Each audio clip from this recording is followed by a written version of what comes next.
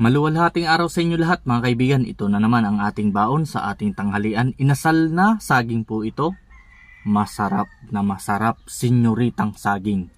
Ito pala ang inyong lingkod, OFW sa Pinas, si Mark, ang overwork Filipino worker dito sa Pinas. Pasimple-simple lang ako sa trabaho at ordinaryong manggagawa lang ako. Kaya ang sahod ko ay 456 lang kada araw. Kaya ito, inugali ko pong magtipid.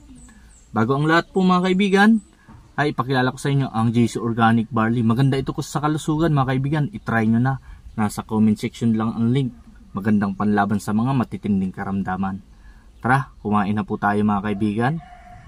At buksan na natin ang unang bubuksan natin. Siyempre ito nasa dulo. Ayan. Sarap to. O ayan. Bakit nga ba inasal natin mga kaibigan? Para ang purpose ko dito ay mag-amoy siya na inasal mga kaibigan, di ba?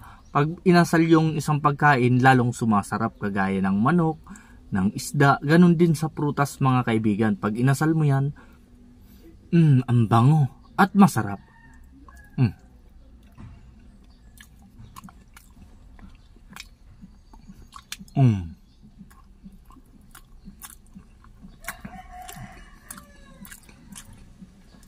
Yummy. Inasal ko to, hindi pa masyadong hinog, pero yung after mo siya maasalin mga kaibigan, lasang-lasang hinog.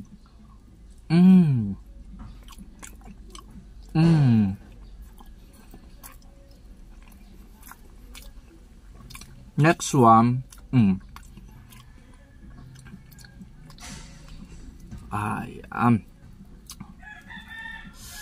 alisan natin ang balat. Ayun oh. Alam ko yung iba naka-experience na din mag-asal ng yung ng saging, pero yung saba. Ito sa atin yung senyorita, yung maliliit lang mga kaibigan. Paano tayo dito nakatipid? Ang bili ko nito mga kaibigan ay 15 pesos lang. Hindi ko pa siya nauubos mga kaibigan, may tira pa sa bahay, no?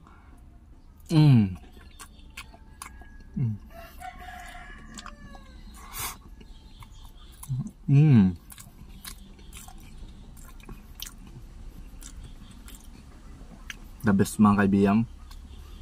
Manamis-namis yung lasa at calcium ito mga kaibigan. Tamang-tama to sa kagaya kong manggagawa para laging malakas ang buto-buto.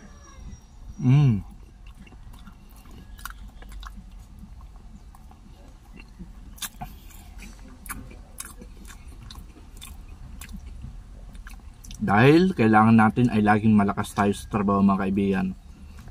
Kaya dapat ang inuulam natin ay mga healthy foods kagaya nito, no? At ang kagandahan dyan, kapag ulam ka ng healthy, nakatipid ka pa, no? Kasi ako laging nasa isip ko mga kaibigan ay pagtitipid. Halos sa lahat ng bagay, ganun talaga ako eh. Ayun. Ayun. Oh, aroma.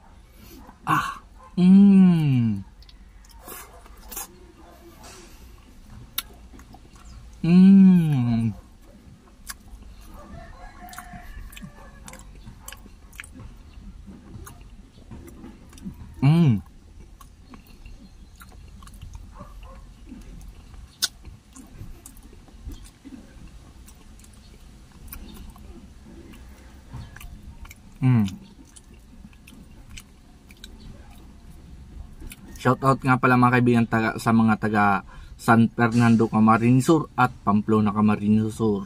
Kanina pala mga kaibigan nakita natin si The Walker Vlogger. Napadaan na naman dito sa Bicol. At syempre binati din natin na siya ay mag-iingat sa kanyang paglalakbay. Halos may pareho nga yung layunin namin ni The Walker Vlogger sa pagbablog eh. Siya naman naglalakad para sa kanyang pagbablog, mas madali itong mapapansin mga kaibigan at nakakapag-ikot pa siya sa Pilipinas. Ako naman, magtitipid ako habang nandito lang ako sa Pilipinas para din ito sa aking pamilya.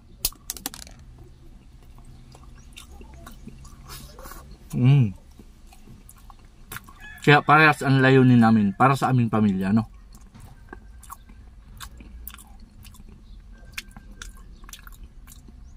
At At sa muli mga kaibigan, ito ang inyong lingkod, OFW sa Pinas, si Mark, at lagi ako nagpapaalala, lagi lang tayo magtitipid dito sa Pinas para hindi tayo nababaon sa utang.